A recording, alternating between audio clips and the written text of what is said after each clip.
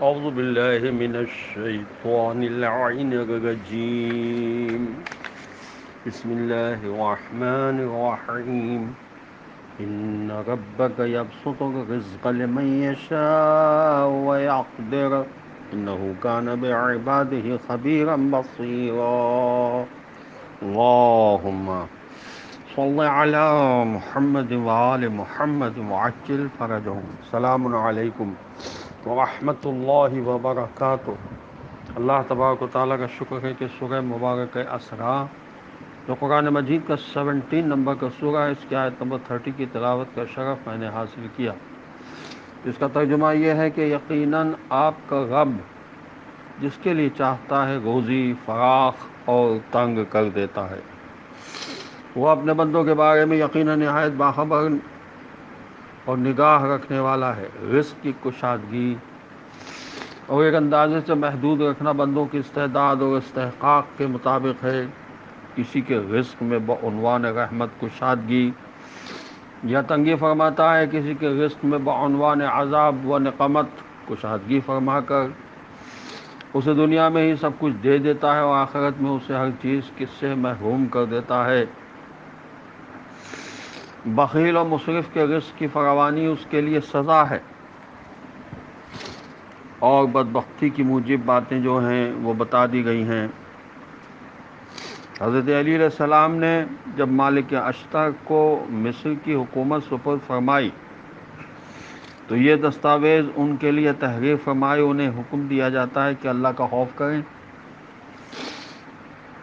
اس کی اطاعت کو مقدم سمجھیں، اور جن فرائض و سنن کا اس نے اپنی کتاب میں حکم دیا ان کا اتباع کریں کہ انہی کی پیروی سے سعادت اور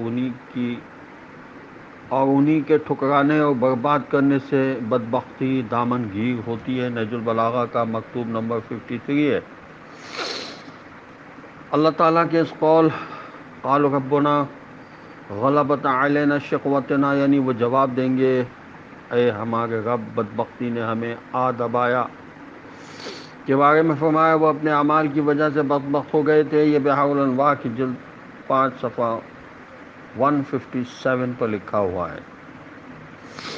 کتاب خدا کی اس حقیقت پر قلم خشک ہو گئے، بات ختم ہو گئی کہ اللہ کی طرف سے سعادت نیک بختی اس شخص کا حصہ ہے جو ایمان لے آئے اور تقوی اختیار کرے، اور اللہ تبارک و تعالیٰ کی طرف سے شقاوت بدبختی اس کے حصے میں ہے جو اسے جھٹلائے اور اس کی نافرمانی کرے۔ حضرت امام حسین علیہ السلام کی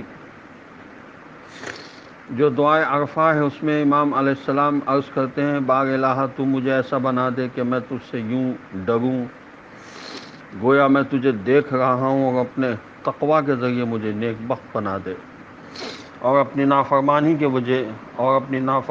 کی وجہ سے مجھے بدبخت نہ بنا، اور میری اپنی نافرمانی کی وجہ سے مجھ کو بدبخت نہ بنا۔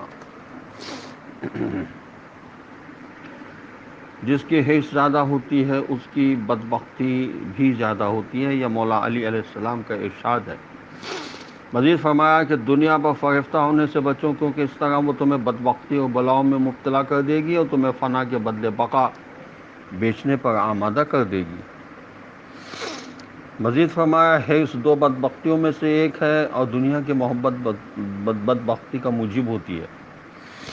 حضرت آدم علیہ السلام کی تخلیق کے بارے میں فرمایا پس اللہ نے فرمایا آدم علیہ السلام کو سجدہ کرو، ابلیس کی سوا سب نے سجدہ کر لیا۔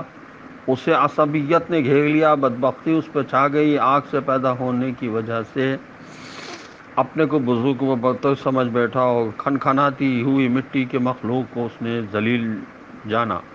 یہ نہج البلاغہ کے خطبہ اول میں لکھا ہوا ہے، اور نہج البلاغہ کے خطبہ 64 میں لکھا ہے واہ حسرتا اس غافل و بے خبر کی مدت حیات ہی اس کے خلاف ایک حجت بن جائے گی، اور اس کی زندگی کا انجام بدبختی کی صورت میں ظاہر ہوگا۔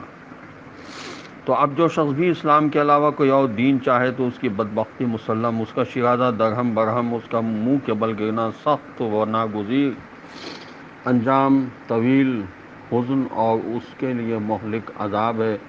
یہ بھی نہج البلاغہ کا خطبہ 161 ہے۔ اللہ اپنے عذاب سے میں محفوظ رکھے۔ والسلام علیکم ورحمۃ اللہ وبرکاتہ۔